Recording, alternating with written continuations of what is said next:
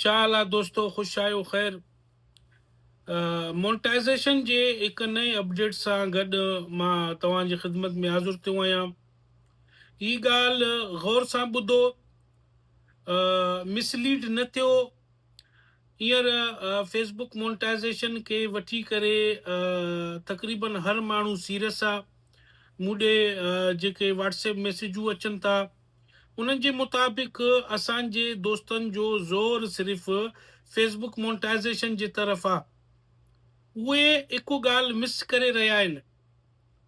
उहे इहा ॻाल्हि मिस करे रहिया आहिनि जे उन्हनि वटि मोबाइल आहे, उन्हनि जे मोबाइल ते फेसबुक हलंदो आहे त यकीनन उन्हनि जे मोबाइल में जीमेल आहे। जीमेल ज़रिए यूट्यूब ठहंदो आहे। यूट्यूब शॉर्ट्स इन महिल हिकु तूफ़ान जे सूरत में हली रहिया आहिनि। जेकॾहिं तव्हां यूट्यूब ॾे वेंदव त जेको तव्हांजो फेवरेट यूट्यूबर आहे, जेको चैनल तव्हां सब्सक्राइब कयो आहे, उन जा पहिरियों शॉर्ट्स ईंदा आहिनि। यूट्यूब शॉर्ट्स में वॾी कमाई बि आहे। यूट्यूब शॉर्ट्स व्यूज़ बि घणा ॾेई रहिया आहिनि।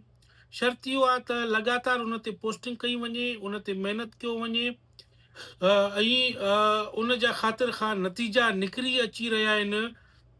ऐं ही जेको फेसबुक मोनेटाइज़ेशन जी दुनिया में आयो, उन जो सिर्फ़ु हिकु टारगेट हो त हू सभिनी सोशल मीडिया प्लेटफॉर्म्स खां वधीक जेको आहे सो माण्हुनि खे अर्निंग ॾे, उन्हनि जा वीडियाज़ वधीक वायरल करे। ऐं असां अक्टूबर 2024 खां अॻु में इन ॻाल्हि जो मुशाहिदो बि कयोसीं। मां पाण इन ॻाल्हि जो विटनेस आहियां, शाहिद आहियां। उन्हनि महीननि में मुंहिंजी अर्निंग आसमान ते पहुती। ऐं सोशल मीडिया जा ॿिया प्लेटफॉर्म मां मक़सदु यूट्यूब थियो, टिकटॉक थियो। टिकटॉक हींअर मोनेटाइज़ेशन जो बादशाह हुआ। स्नैपचैट थियो, इंस्टाग्राम थियो। सो इन्हनि खां वधीक जेको आहे सो फेसबुक उहो अञा बि अर्निंग ॾेई रहियो आहे। ऐं आसानी सां उहे मोनेटाइज़ बि थी रहिया आहिनि, माण्हू अर्निंग करे रहिया आहिनि। हा, इहा ॻाल्हि अलॻि आहे त स्टार्ट में अर्निंग थोरी आहे।